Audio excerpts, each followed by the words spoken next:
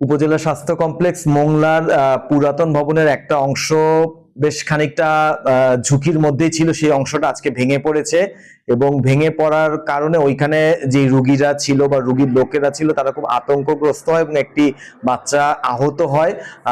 সামান্য সময়ের জন্য একটা বড় দুর্ঘটনার থেকে সেই রুগী বা রুগীর লোক পরিত্রাণ পেয়েছে। রুগীর চাপে আমরা হিমশিম খাচ্ছি, তবুও আমাদের যেহেতু রুগীর জায়গা রাখার স্বল্পতা আছে, আমরা সেই চ্যালেঞ্জকে মোকাবেলা করে পুরাতন অংশে যে রুগীগুলি আছে সেই রুগীদেরকে আমরা নতুন শিফট করতেছি, যাতে ভবিষ্যতে আমাদের বড় ধরনের কোনো দুর্ঘটনায় কোনো রুগী বা রুগীর লোক আহত না হয়। আমরা খোঁজ নিয়েছি যে আমাদের বিল্ডিং যদিও নতুন হবে, কিন্তু এখনো পর্যন্ত তার অগ্রগতি খুব একটা হয় নাই। আমরা প্রতিমন্ত্রী মহোদয় জানিয়েছি, প্রতিমন্ত্রী মহোদয় চেষ্টা করছেন।